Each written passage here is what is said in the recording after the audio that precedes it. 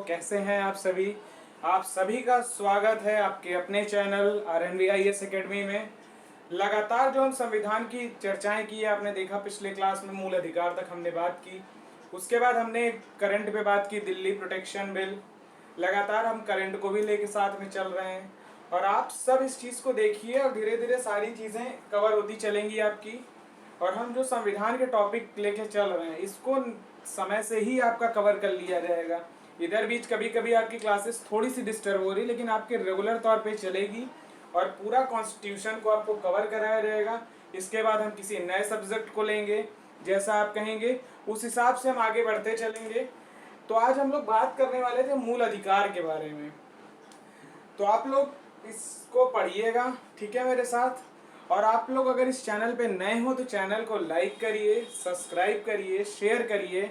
ये आपका अपना चैनल है, ठीक है। तो आज हम बात करने वाले हैं इस मूल अधिकार के बारे में कि मूल अधिकार क्या है, नीति निर्देशक तत्व। तो सबसे पहले हम समझने का प्रयास करें कि इसकी ज़रूरत क्या है।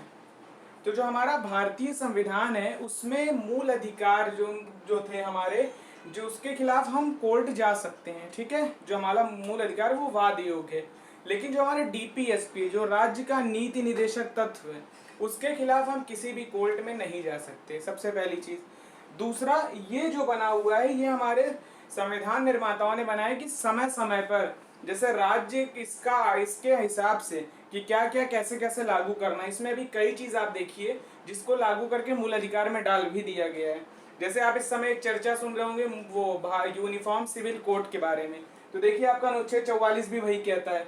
तो ये सारी कई चीजें ऐसी हैं जिसको इसमें से एग्जाम में भी कभी कभी पूछता है कि जैसे कभी आप इंटरव्यू बोर्ड के सामने या कहीं पर बैठे हो तो डायरेक्ट वो पूछ लेते हैं कभी कभी कि मूल अधिकार के बाद आपके राज्य के नीति निर्देशक तत्व जोड़ दिए गए, क्यों मूल कर्तव्य पहले नहीं जोड़ दिया गया।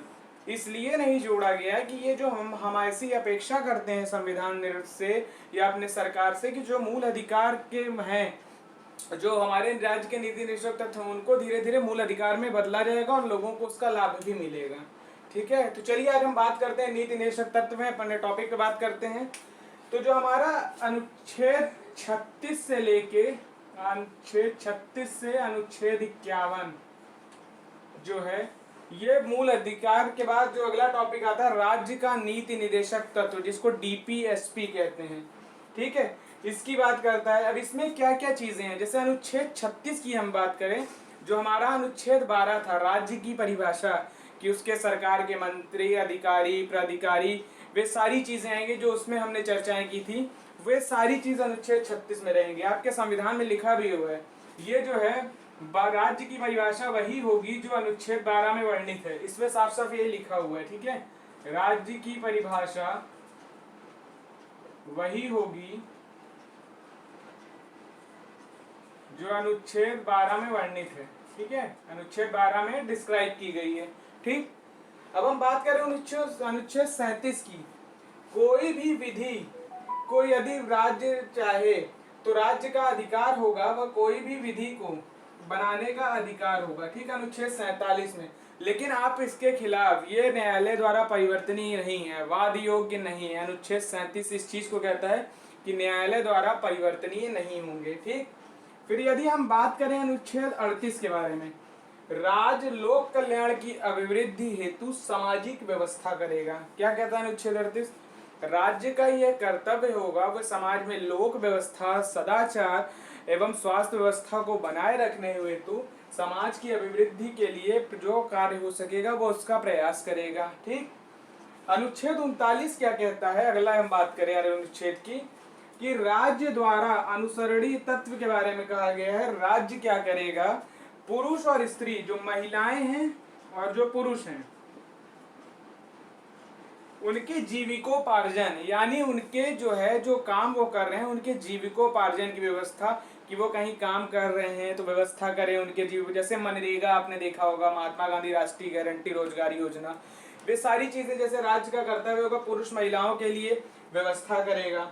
इसमें दूसरा ये कहा है राज्य द्वारा भौतिक संसाधनों का ऐसा प्रयोग करेगा जो महिला, पुरुष और आम व्यक्तियों में सर्वोत्तम रूप से बटे। मतलब राज्य का कर्तव्य होगा कि समान रूप से एकता को स्थापित करने का प्रयास करेगा, ठीक है, 39(2) कहता है। फिर यदि हम 39 का की बात करें, एक नया आर्टिकल था जुड़ा हुआ है आपका 42वें संविधान संशोधन के तहत 39 का, उसमें कहा गया है समान और निशुल्क विधिक सहायता। यदि आपको आप सक्षम नहीं है तो राज्य आपको वकील भी मुहैया कराएगा। यदि किसी कोर्ट में आपका केस चल रहा है, आपकी व्यवस्थाएं नहीं है, तो राज्य के द्वारा आपको समान और निशुल्क विधिक सहायता, देखिए अनुच्छेद 39 का कहता है कि समान और निशुल्क विधिक सहायता उपलब्ध कराएगा। ठीक है, अब हम बात कर रहे हैं अनुच्छेद 40 ग्राम पंचायतों का गठन। देखिए इसमें बात हुई अनुच्छेद 40 की ना, और ये आपका कहाँ है, संविधान में कहाँ पे है आपको पता है? 73वें संविधान संशोधन और 74वां संविधान संशोधन के तहत अनुच्छेद 243 में इसको जोड़ दिया गया। देखिए आप, ग्राम पंचायतों के बारे में पूरा हुआ है, पंचायती राज व्यवस्था को जोड़ा गया है। देखिए इसको जोड़ के अब विधिक कानून बना दिया गया है। ठीक है, देखिए ग्राम पंचायतों गठन ये लागू हो चुका है। देखिए वही चीज मैं कह रहा कि राज्य के नीति निर्देशक तत्व में ऐसी सारी चीजें हैं जो कहीं कहीं आपको दिखेगी, कहीं कानून बन के लगे हुए हैं। ठीक है, तो ये था ग्राम पंचायतों के गठन की बात करता है। यदि हम बात करें इसके बाद अनुच्छेद 41, आप मेरे साथ लगातार मैं बोल रहा हूं तो उसको आप रिपीट करके कहीं कहीं नोट भी करते चलिएगा, और हम धीरे धीरे बोल रहे हैं। ठीक है, यदि हम बात करें अनुच्छेद 41 की, अनुच्छेद जो आपका 41 है संविधान का, अनुच्छेद 41 ये कहता है कि आपको काम एवं निःशुल्क विधिक सहायता है। ये लिखा है कुछ दशाओं में, एक मिनट,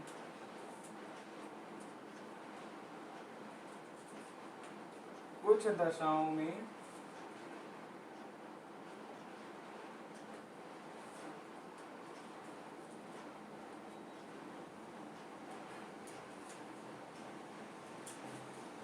शिक्षा कार्य एवं लोक शिक्षा प्राप्त करने का अधिकार होगा। कुछ दशाओं में काम एवं शिक्षा प्राप्त करने का अधिकार होगा अनुच्छेद 41 के तहत। ठीक है, अनुच्छेद 42 की बात करें तो काम एवं न्याय संगत की दशा में प्रसूति सहायता प्राप्त करना राज्य का कर्तव्य होगा कि कोई डिलीवरी महिला, वुमेन है, गर्भवती महिला है, वे सब उनको सुविधाएं दे। काम एवं न्याय संगत की दशाओं को तैयार करे, आपके लिए उचित सुविधा प्रयास करे, राज्य का ये कर्तव्य होगा। अनुच्छेद 43 की यदि बात करें हम, तो राज्य का वो कर्तव्य होगा कर्मकारों के निर्वाह हेतु न्यूनतम मजदूरी तय करे। जैसे कहीं कोई व्यक्ति काम कर रहा तो उसके लिए निर्वाह न्यूनतम मजदूरी तय करे, अनुच्छेद 43 कहता है। और अनुच्छेद 43 का जो का जुड़ा हुआ है संविधान में, उसमें क्या कहता है, उद्योग प्रबंधन हेतु राज्य क्या करेगा, काम कि उद्योग प्रबंधन हेतु कर्मकारों के लिए व्यवस्था करेगा राज्य। ठीक, अनुच्छेद 43 का सहकारी समितियां, जो कोऑपरेटिव सोसाइटी है, अभी देखिए हाल ही में हमारे यहाँ सहकारिता मंत्रालय बना, जिसके मंत्री श्री अमित शाह जी हैं, जो हमारे गृह मंत्री हैं, उन्हीं को बनाया गया सहकारिता मंत्री। तो ये देखिए सहकारी समितियों की अभिवृद्धि के लिए सहकारी समितियां की व्यवस्था करेगा, अनुच्छेद 43 ख कहता है। ठीक है, अब जो सबसे बड़ा आर्टिकल अनुच्छेद 44 की यदि हम बात करें, यूनिफॉर्म सिविल कोड, इसके बारे में हमने पिछली क्लास लिया, आप लोग उसको देखिएगा तो आपको बहुत अच्छे से उसको समझ में आएगा। उसमें ये बताया गया कि यूनिफॉर्म सिविल कोड में कि जो हमारे विभिन्न धर्मों में कुरीतियां हैं, लोगों में जो असमानता है एक दूसरे के धर्म के प्रति, वो सभी दूर करने के लिए, देखिए आपके अनुच्छेद संविधान में बात कर रहा है, अनुच्छेद 44 समान नागरिक संहिता, ये देखिए अनुच्छेद 44 कहता है यूनिफॉर्म सिविल कोड की बात करता है। ठीक है, अब हम बात करें यदि अनुच्छेद 45 के बारे में, तो इसमें कहता है 6 से कम आयु के बालकों की व्यवस्था राज्य का कर्तव्य होगा। राज्य का यह कर्तव्य होगा 6 वर्ष से कम आयु के बालकों की व्यवस्था करे, उनकी शिक्षा की व्यवस्था करे।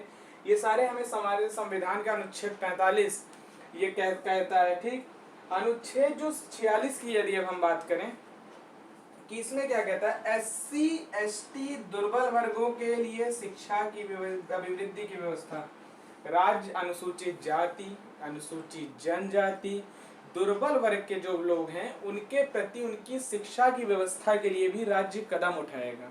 ठीक है, अनुच्छेद 46 इस चीज की बात करता है। यदि हम बात करें अनुच्छेद 47 पोषण स्तर, जीवन स्तर को ऊंचा करने, लोक स्वास्थ्य में सुधार करने की राज्य व्यवस्था करेगा। क्या करेगा, पोषण स्तर, जीवन स्तर आदि को ऊंचा करने की राज्य व्यवस्था करेगा। ठीक है, यदि अब हम अगले की बात करें कि कृषि एवं पशुपालन संगठन, राज्य का ये कर्तव्य होगा कि कृषि पशुपालन, किसी भी कृषि के लिए किसी भी दुधारू जो दुधारू पशुओं हैं उनका वध प्रतिषेध कर दिया गया है, किसी भी तरीके कोई ऐसी कार्यरत ना हो। दूसरा इसमें कहा गया है कोई भी मदिरा हो प्रयोग कर रहा, मदिरा पे प्रतिबंध लगाने का बात कही गई है। ठीक है, यदि हम इसी के 48 का पे बात करें, अनुच्छेद 48 पे हमने बात की। अनुच्छेद 48 पर्यावरण संरक्षण और संवर्धन। हमारा यह दायित्व है कि हम अपने पर्यावरण, हमारी पृथ्वी को बचाएं, और उसी के लिए इस आर्टिकल को जोड़ा गया 48 का में पर्यावरण का संरक्षण संवर्धन हेतु कर्तव्य करने की बात कही गई कि हमें राज्य का यह कर्तव्य है कि वो पर्यावरण संरक्षण संवर्धन का प्रयास करेगा। ठीक, यदि हम बात करें अनुच्छेद 49 की, राष्ट्रीय महत्व के स्मारकों का संरक्षण, जैसे हमारे लाल किले हैं, हमारा वो जो ताजमहल है, कई ऐसी चीजें हैं, जैसे हमारे देश के जितने धरोहर है, विश्व स्तर पे धरोहर से खजुराहो है, कई सारी जितनी सारी चीजें जो पारंपरिक रूप से संस्मारक हैं, उन सभी की रक्षा करे। राज्य का यह कर्तव्य है उनकी रक्षा करे, और जो उसको नष्ट कर रहे हैं उनके खिलाफ कार्रवाई करे। सारी चीजें राज्य का यह दायित्व देते हैं। यह फिर अनुच्छेद 50 क्या कहता है, कार्यपालिका का न्यायपालिका से पृथककरण। कार्यपालिका यानी जो हमारी कार्यपालिका है और न्यायपालिका, दोनों के कार्य का बंटवारा हो, दोनों एक दूसरे के काम में हस्तक्षेप ना करें। और यही जो हमारे संविधान का अनुच्छेद 121, 122 भी यही कहता है कि न तो राज्य में के संसद के किसी भी कार्य के अंदर, संसद के अंदर जो कार्य होगा उसमें न तो न्यायपालिका हस्तक्षेप करेगी, न न्यायपालिका के अंदर कोई कार्य होगा तो राज्य की सरकारें हस्तक्षेप करेंगी। ये दोनों अपने को सेपरेट कर लिए हैं। देखिए संविधान का अनुच्छेद 50 भी कहता है, और इसके बारे में आगे 121 और 22 में वर्णित भी किया गया है। ठीक है, यदि हम बात करें अनुच्छेद 51, अंतरराष्ट्रीय संघ संगठन एवं आदि बनाने के लिए, जैसे हमारे देश के राष्ट्रपति, प्रधानमंत्री यदि विदेश से संबंध बनाते हैं, अंतरराष्ट्रीय संबंधियों को बनाने की, अभिवृद्धि करने के लिए अनुच्छेद 51 में बात की गई है। ठीक है, यदि हम अनुच्छेद 51 के जो का है उसके बारे में यदि हम चर्चा करें कि अनुच्छेद 51 का क्या कहता है, उसमें देखिए सारी चीजें कही गई हैं। सबसे पहले कहा गया है राष्ट्र के ध्वज का सम्मान करें,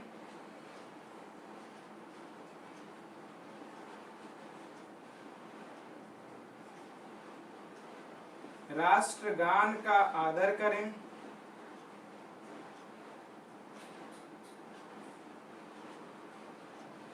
ठीक है। फिर क्या कहा गया है,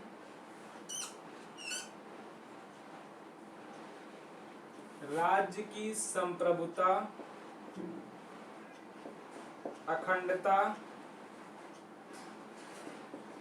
को बनाए रखें।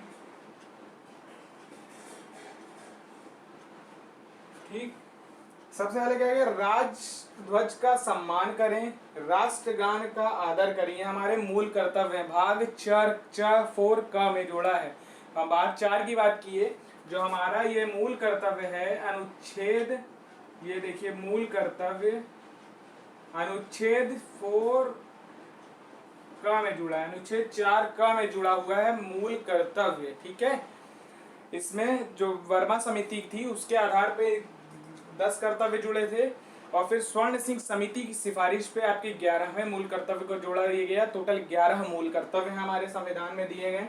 सबसे पहले राष्ट्र ध्वज का सम्मान करें, ठीक, राष्ट्रगान का आदर करें। फिर क्या है, राष्ट्र की संप्रभुता, अखंडता एवं राष्ट्र की संप्रभुता, अखंडता को बनाए रखें। ठीक है, फिर उसके बाद अगला ये कहा गया है इसमें कि देश की रक्षा करें। क्या करें, देश की रक्षा करें।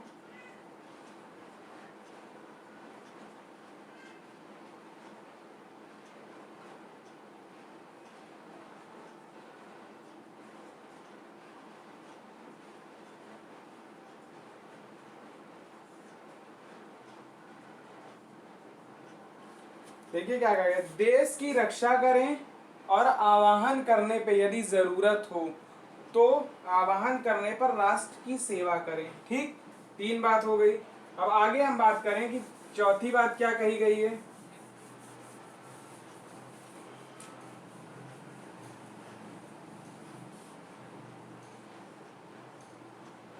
भारत के लोगों में समरसता, समरसता,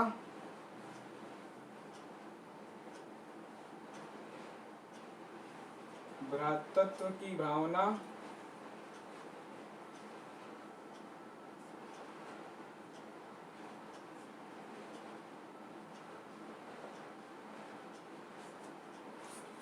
भारत के लोगों में समान समरसता, समान भ्रातृत्व की भावना और ऐसी विधियों कुरीतियों को हटाएं जो हमारे महिलाओं के प्रति दुष्प्रचार को प्रभावित करती है, महिलाओं स्त्रियों के सम्मान के विरोध में बात करती है, उसको हटाएं बात करता है। चौथे पे बात कर रहे हैं। यदि हम पांचवें की बात करें,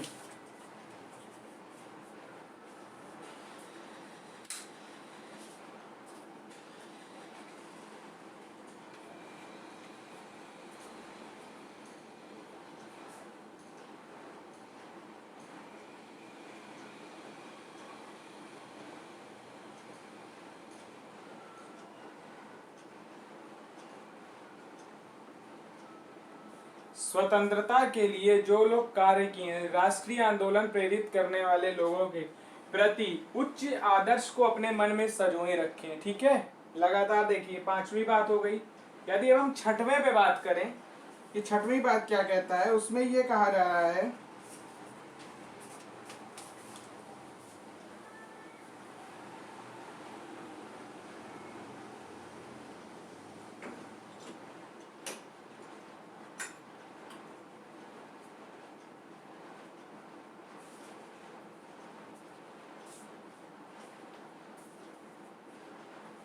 महत्व समझें।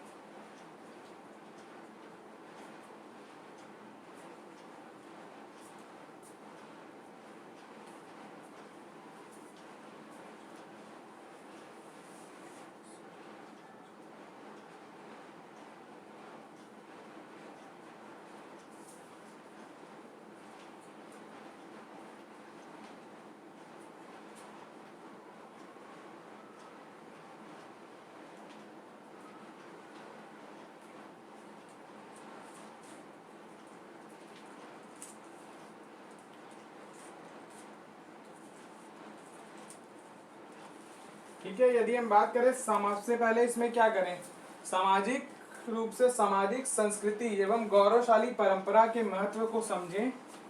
फिर क्या कह रहा है, पर्यावरण संरक्षण, देखिए सातवां क्या कह रहा है, पर्यावरण संरक्षण, वन झील आदि की रक्षा करें।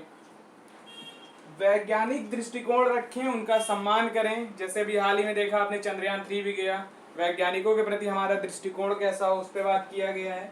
सार्वजनिक संपत्ति की रक्षा करें, ऐसा ना हो कि हम धरने पे बैठे तो सरकारी बसों को तोड़ दें, फोड़ दें। ये सारे चीज हमारे नैतिक कर्तव्य में नहीं आते, हमारे मूल कर्तव्य में भी नहीं आते। तो इसमें क्या कहा गया, सार्वजनिक संपत्ति की रक्षा करें। दूसरा क्या कहा गया, व्यक्तिगत संसाधन, व्यक्तिगत सम्मान और लोगों के प्रति सम्मान की भावना को रखें। ठीक, फिर यदि इसमें कहा गया है कि ऐसा कार्य करें जो 6 से 14 वर्ष तक के कोई माता पिता या संरक्षक हैं, उनके जो अभिभावक हैं, उनको कहें कि 6 से 14 वर्ष तक के जो बच्चे हैं उनको शिक्षा के अवसर मुहैया कराए जाएं, उन्हें शिक्षा से जोड़ा जाए। तो ये आपके 11हों कर्तव्य हैं। एक बार फिर से हम बात करते हैं, राष्ट्र ध्वज का सम्मान करें, राष्ट्रगान का आदर करें। ठीक, नंबर 1। फिर कहा गया है कि राष्ट्र की संप्रभुता अखंडता को बनाए रखें।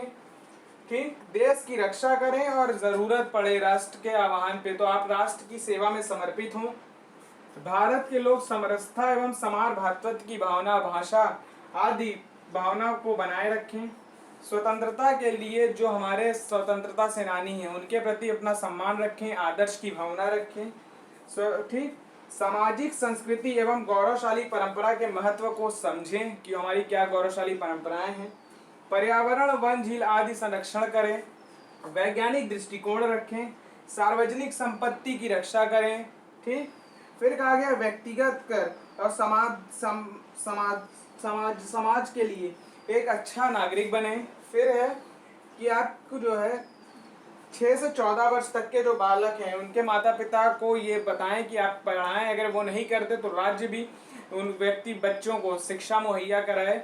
ये सारे आपके मूल कर्तव्य हैं। तो ये रहा आपका भाग 4 की हमने बात किया आज। भाग 4 के बारे में, राज्य के नीति निदेशक तत्व के बारे में पूरे ये क्लासेस थी। अगला जो आपकी टॉपिक होगी आपका अनुच्छेद 51 के बाद तक हो गया है। कब तक? आपका भारत का राष्ट्रपति शुरू होगा। अब बाकी सेपरेट टॉपिक जैसे राष्ट्रपति हैं, उपराष्ट्रपति हैं, महाधिवक्ता, महान्यायवादी, लगातार उच्च न्यायालय, उच्चतम न्यायालय, ये सारे सेपरेट टॉपिक अब आपके बहुत स्पीड में कवर होते चले जाएंगे।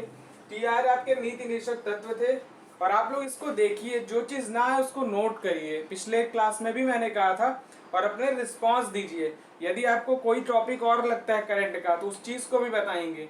सारी चीज़ों को ये कवर करिए। अगला जो हम टॉपिक लेंगे आपका राष्ट्रपति के बारे में बताएंगे। और आपके लिए एक बहुत अच्छी खबर है कि इसरो का जो अभी देखा होगा आपने, चंद्रयान 3 लॉन्च हुआ, उसके बाद इसरो ने एक नया सैटेलाइट मिशन लॉन्च करने की बात की, आदित्य L1, जो सूर्य मिशन होगा। तो उस पर भी एक वीडियो आप लोग के समक्ष रखेंगे। उसको वो आपके करंट से रिलेटेड चल रहा हूँ। जैसे अभी हमने चंद्रयान 3 आया तो उसके बारे में बात की, आदित्य L1 पे बात करेंगे। और जो आपको अगर लगते हो तो आप कमेंट के माध्यम से बताइएगा, उसको भी कवर किया जाएगा। तो आप लोग इसको देखिए, अपने कमेंट्स दीजिए। अगर वीडियो पसंद आए तो लाइक करिए, शेयर करिए, सब्सक्राइब करिए। तो आप लोग से अगली क्लास में हमारी मुलाकात होगी। कल आप लोगों को रक्षाबंधन की बहुत बहुत बधाई। कल आप लोग का, कल परसों त्यौहार आप लोग का है। तो क्लासेस आपकी 1 तारीख को होगी। और आपके जो दोनों है करंट अफेयर की, कल शाम को भी क्लास आ सकती है आपकी, और परसों भी आ जाएगी, 2 में से कोई एक दिन। और बाकी 1 तारीख से आपके राष्ट्रपति पे चर्चाएं होंगी, फिर लगातार चलेगा। इसी क्रम में आपका लगातार कंप्लीट होगा। 10-15 दिन के अंदर ही आपकी कॉन्स्टिट्यूशन पूरा कंप्लीट हो जाएगा। तो चलिए फिर अगले क्लास में आप लोग से मुलाकात होगी। तब तक के लिए आप लोग का बहुत बहुत शुक्रिया, आभार, धन्यवाद, थैंक यू। जय हिंद, जय भारत।